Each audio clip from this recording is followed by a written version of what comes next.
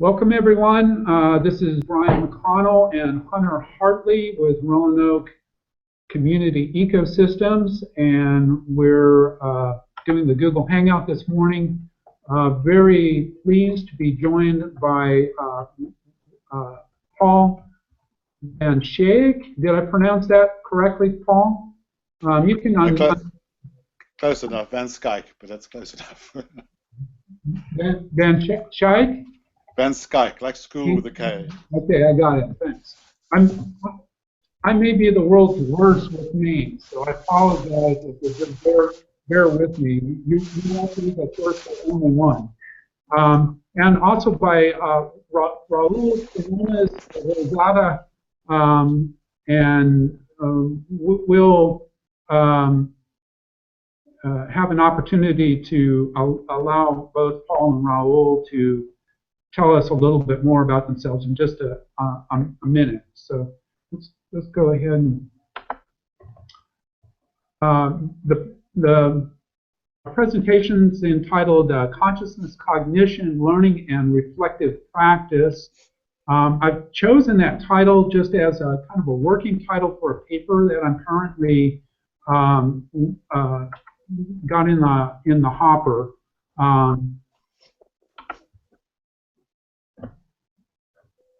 We're following the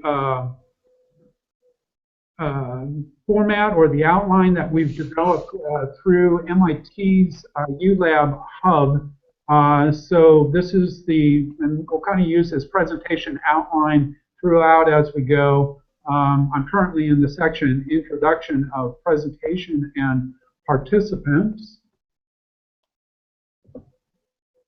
And I'm starting here with Paul Van Schaik, and I also kind of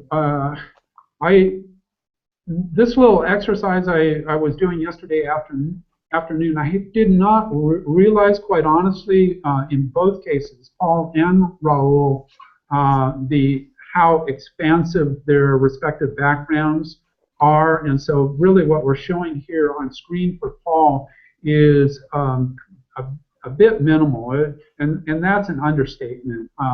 Your background, Paul, is just phenomenal. What's here on screen is more what I'm familiar with in relation to yourself. I have found a SourceWatch page that indicates that Paul was one of the founding members of Integral Politics branch for the Integral Institute. I was also aware that he's the co-founder with Gail at Integral Without Borders, a founding member of the founding director of Integral Mentors, and currently an independent trustee and chief knowledge officer at Thrivability Foundation. Paul is author. Raul is the author of Consciousness in Action. It was published in 2007, which describes an approach to personal and social change in the context of oppression. Regarded as a liberation psychologist, social justice educator, anti-racist racism organizer, and life leadership coach. Raul teaches, guides, and organizes people in the principles and practices of the approach described in his book, Consciousness in Action, Toward an Integral Psychology of Liberation and Transformation. And I'd also listed the couple of or a few recent publications on his part. Those will all be links that when we publish the video, we'll also publish a copy of the PowerPoint presentation. So those links are likely to be available through the published PowerPoint. Paul, let's go back to you, and if you could just take a minute to check in with us and share. Just a second. Share your primary interest or reason for joining us this morning. Well, I've been sort of been watching you from the sidelines, mainly on Facebook and the odd other areas, and I know you got involved with the Integral Borders concours a couple of times when we were doing a Wind Sangha course. So I just was very interested, and I suppose I'm still learning a lot about it, and I'm kind of open to help where I can, and that's basically what I'm here. And we really appreciate that, Paul. That's very, very reflective of our impression of who you are and what you're about, and your background and experience in in relation to the integral movement in general is just you're something of a rock. You go that far back as kind of a principle in the in that regard. So we're very pleased that you joined us this morning, and looking forward to talking more with you. Sure. Thanks. And Raul, you have to unmute yourself, Raul. Yes. But you than earlier. You hear me okay? No, let's get Paul, if you can unmute. Let's see if that helps kind of fix the video, the audio. There we go. Try again. Yes, well, I'm also wondering if it is a issue.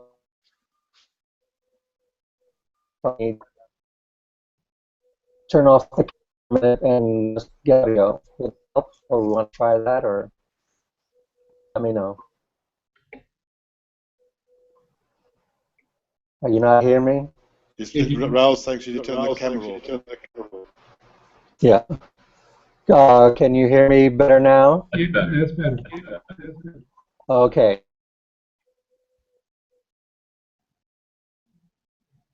Hear my voice.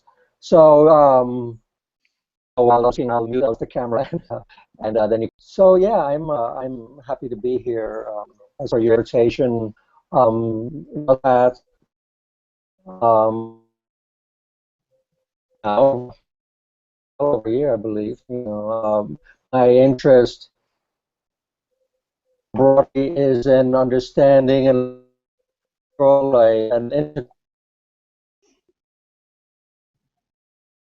being and human development, and those things that are limitations or hinder our collective well-being. My racism work. So and have been, and then in your efforts deal with looking towards your organization, developing primarily what the economic, social, and efforts of well-being towards well-being, and curious about how that works and how a conscious the perspective used to you all. Right, and so one of the things that over only about the last year and a half, as we've begun to kind of experiment a bit with the technology, and so it's a part of the challenge, and to this is the respective technologies and the willingness to work with them.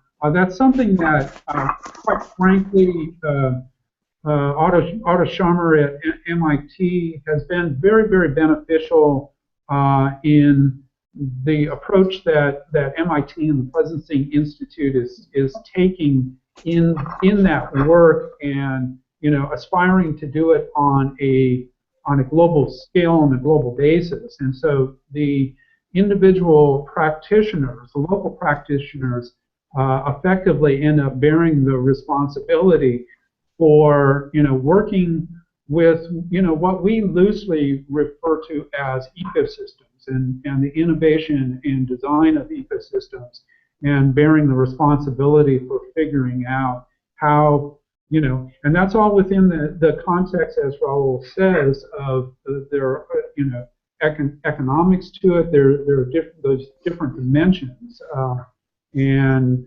to bring them, to kind of integrate all of those systems into some sort of working, functional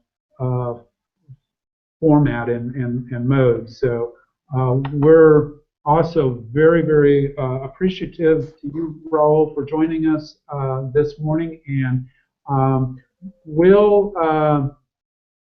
go ahead and begin the.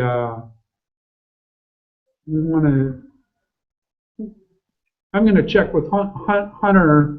I think what we want to do is we'll go ahead and go right into the presentation, and then that'll allow us a little more time at the other end of the presentation. But let's try and zip through that, and so we have time to.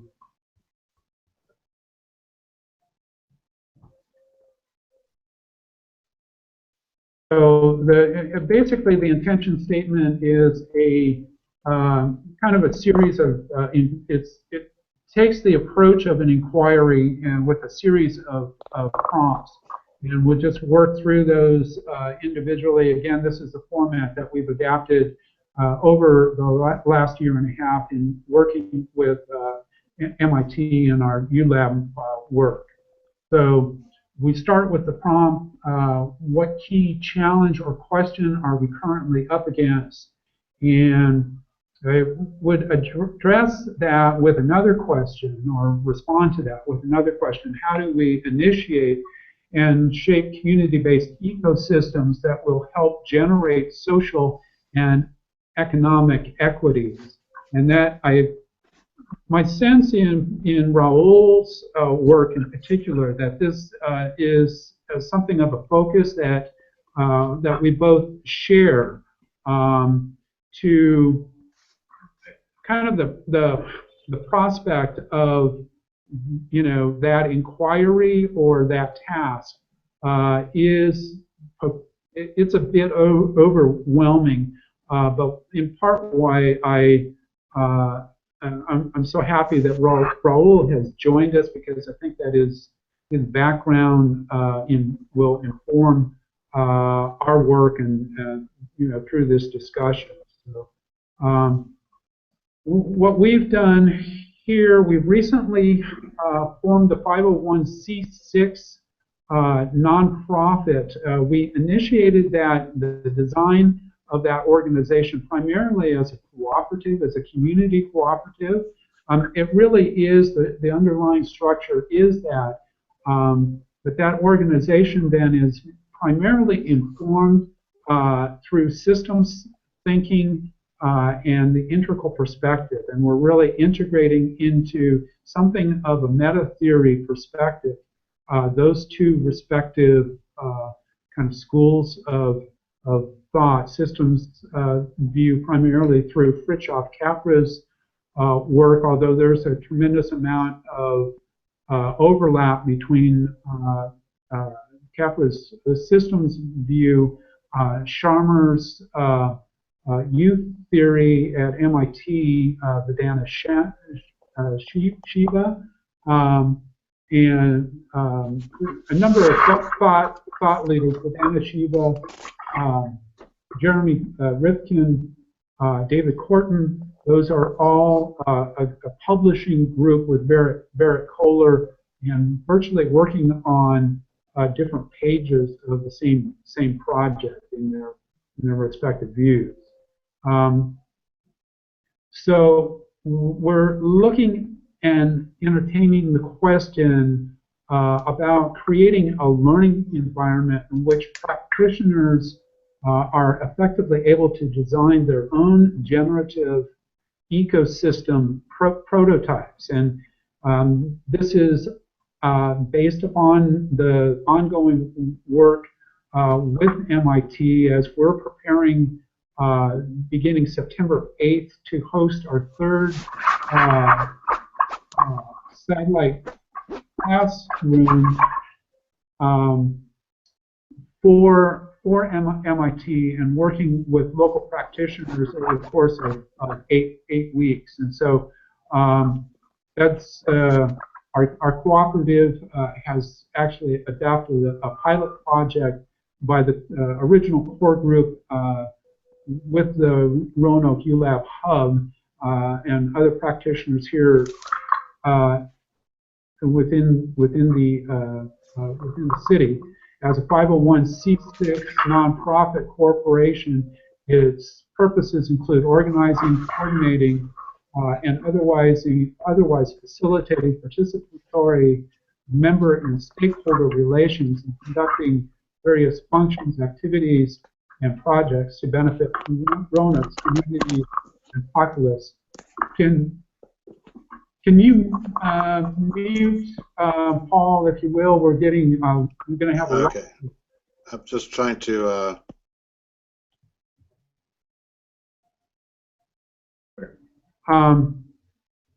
So then the next prompt involving stakeholders is how might others view this situation?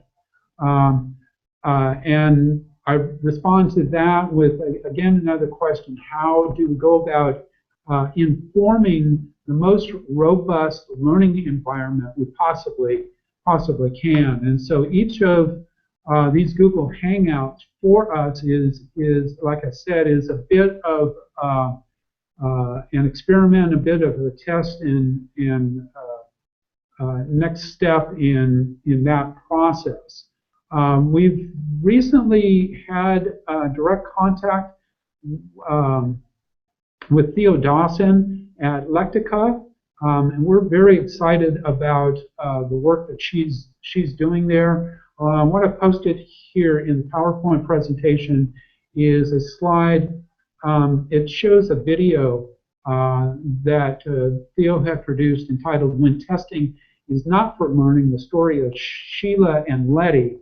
And the introduction reads, "This is the story of Sheila and Letty, two very similar students who had quite different learning experiences in school. Sheila and Letty are fictional characters that are based on research we have conducted at Lectica over the last 6 years.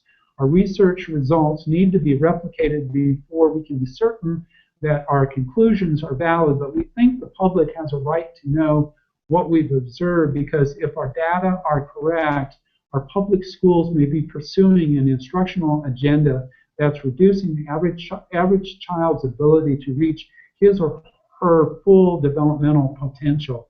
And as a former educator myself, and the work that we've done recently, and just in recent months, kind of interfacing and relating to the Roanoke City School District, this is something that in relation to public schools, my volunteer work with Heather Quintana and Happy Healthy Cooks,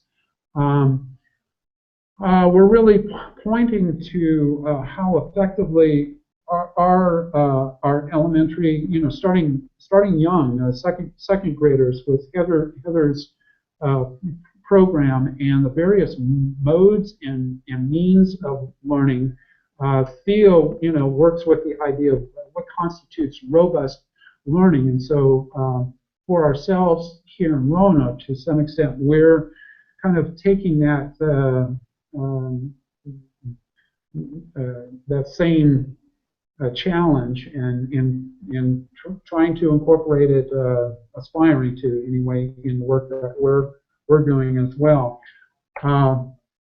In respect to our intention, what future are we trying to create? Posing again another question: how do we create a future in which community members or practitioners are actually empowered to better actualize their own health, happiness, and well-being? And this is something that also kind of in recent work involving Otto Scharmer had been working with going back in the last couple of years in relation to the UN and the development of the happiness index and whatnot, somewhat on a global scale. That looking for alternatives to quantifiable measures, primarily in economics, in gross domestic product, and moving from that focus on things and material things and money to one of human well-being. And actually, our learning process then is what do we do to facilitate those those dimensions of the learning process here in Roanoke. Not inconsistent with that, then Roanoke Community Ecosystems has recently adopted and installed an open source network resource planning software as a tool for the innovation design of ecosystems that facilitate generative, distributive, commons-based peer production in Roanoke. And we've been very, very fortunate in just the last couple of months, somewhat in conjunction with our incorporation here as a 501c6, to be bringing the software online and just beginning to work with it. Our learning threshold, what do we need to let go of and what do we need to learn?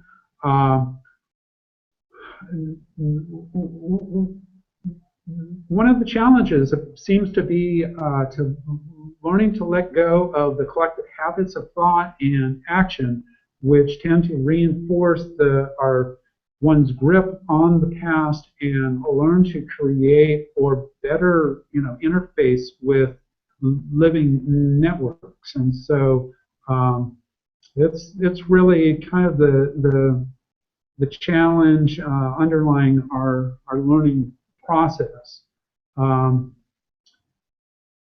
But along those same lines, and part of the enthusiasm that we have for Theo's work and interfacing in relation to that work is the prospect of adopting qualitative indicators. These considerations imply that to properly access the health of an economy, we need qualitative indicators of poverty, health, equity, education, social inclusion, and the state of the natural environment, none of which can be reduced to money coefficients or aggregated into a simple number. And so these are along the lines of the technologies that kind of beckon, call to be integrated together into kind of more holistic ecosystems. Where do we need input or help?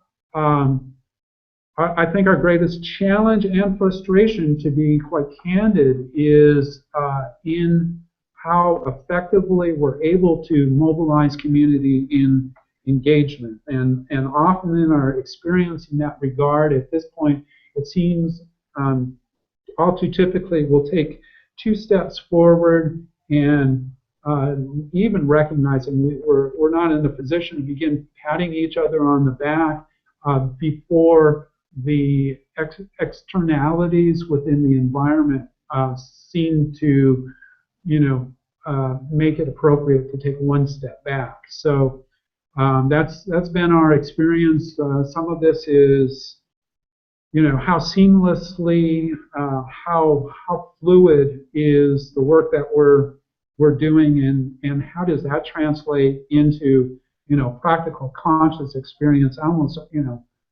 certainly on a day-to-day basis, almost on a moment-to-moment basis from time to time. So just a little plug and a reminder about our upcoming Roanoke's U.Lab 3.0 hub, again starting on September 8th, and this is something that we're just making available to local practitioners, it's a free, open online course, and we just extend that invitation to anyone who might have an interest in participating. So this will what we're going to do is to go ahead and cut this segment of the video. I just want to thank everyone who's watched and joined us to this point, and encourage you to track and work with any of the content that we're posting, kind of in relation to what's effectively real-time, project and work for us. So thanks for joining us, and we'll see you next time. Okay.